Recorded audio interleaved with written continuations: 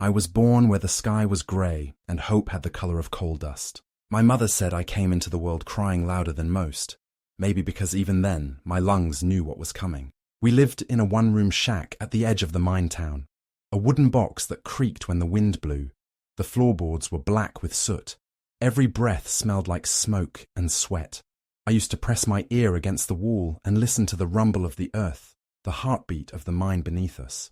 My father worked down there, 12 hours a day, 6 days a week.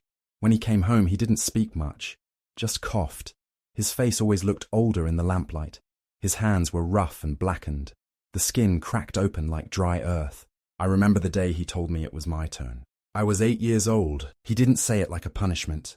He said it like a fact, like gravity. The mine needed boys, small ones, to crawl through the narrow tunnels and pull the coal carts. Trapper boys, they called us. The air would be thick, he said. You'd taste the iron in it. But the family needed bread, and bread came from coal. That morning, I put on my father's old boots, too big for my feet, and followed him to the mouth of the mine. The sun was rising, orange and faint through the smoke, but I knew I wouldn't see it again for a long time. The entrance was like a wound in the mountain, swallowing everything whole. I remember the cold air that came from it, damp, heavy, almost alive. The foreman gave me a candle and a shovel. He looked at me and said, "Don't cry. It'll only make the dust stick worse." Then I stepped inside. The light from the outside shrank to a thin line. The sound of the world vanished. The mine swallowed me. I didn't know it then, but I was walking into a place where time didn't exist, where children grew old before they turned 10. You don't see colour down there, only shades of black, grey and pain. I sat in a small hole barely big enough for my body, holding a door shut to keep the air pressure steady in the tunnels. That was my job. All day. I opened it when carts came by and closed it when they passed. The only sound was the creak of wheels and the drip of water from the rocks. Sometimes I would fall asleep and the foreman would find me. Then the whip would sing through the dark. It didn't bleed much. The coal dust sealed the wounds. There were no clocks underground, no hours, no sky. Only the rhythm of men coughing and carts squealing on iron tracks. My candle burned low, and I'd stare at it, afraid of the dark that would come after it died. The older boys told stories, that rats carried the souls of the dead back to the surface. Sometimes, when I saw them scurrying through the tunnels, I wondered if they were bringing messages from home. We ate bread so hard it could break teeth, and drank water black with coal. My fingernails never came clean. My skin cracked and bled in the cold. One day, a boy named Samuel didn't show up.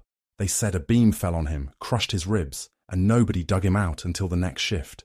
I remember thinking, the mine doesn't stop for anyone. The men used to hum songs to keep from going mad. Slow, broken hymns that sounded like prayers buried alive. I learned to hum too. It helped me forget I was still down there. I was 12 when the cave-in happened. We heard it before we felt it. A sound like thunder trapped in stone. Then the ground shuddered. Lamps fell. Men screamed. The air turned solid with dust. I tried to run, but there was nowhere to go. The tunnel behind me collapsed in an instant. I could taste dirt and blood. Someone shouted my name, but it sounded far away. When it was over, silence. I couldn't tell if I was alive or buried. My candle was gone. The dark pressed against my eyes until I thought it would crush them.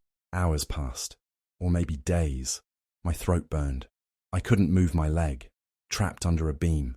I screamed until my voice was nothing but air. And then I remembered something my father said once, when I asked him why he kept working, even when he coughed blood. Because hunger doesn't care if you can breathe. When they finally dug us out, I saw bodies, twisted, broken, pale as ghosts. My father wasn't among them, not that time, but something in him broke anyway. After the cave-in, he never went back down. His lungs couldn't take it. So I worked twice as long, 12, 14 hours, sometimes through the night. My hands grew into claws, my back curved, my eyes hurt from the lamps. I forgot what the sky looked like. I forgot what it felt like to be clean. And yet, every payday, when I placed my coins in my mother's hand, she would smile and say, "God bless you, son."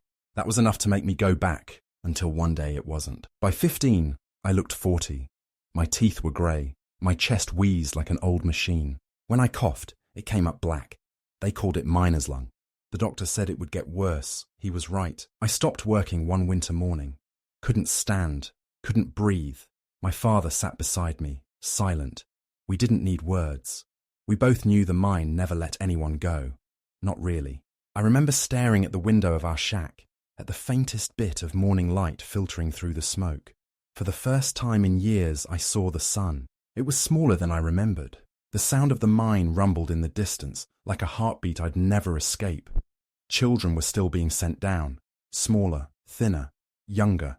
The machine of survival never stopped turning. When I finally closed my eyes, I didn't see heaven. I saw tunnels, endless tunnels, and I was still crawling through them. Somewhere above, the world went on. Trains ran, factories boomed, men grew rich. But deep below, boys like me turned to dust so that others could shine. So if you ever hold a piece of coal in your hand, remember this. Once it was carved out of the earth by a child who never saw daylight again. And the warmth it gives came from someone's breath that never came back.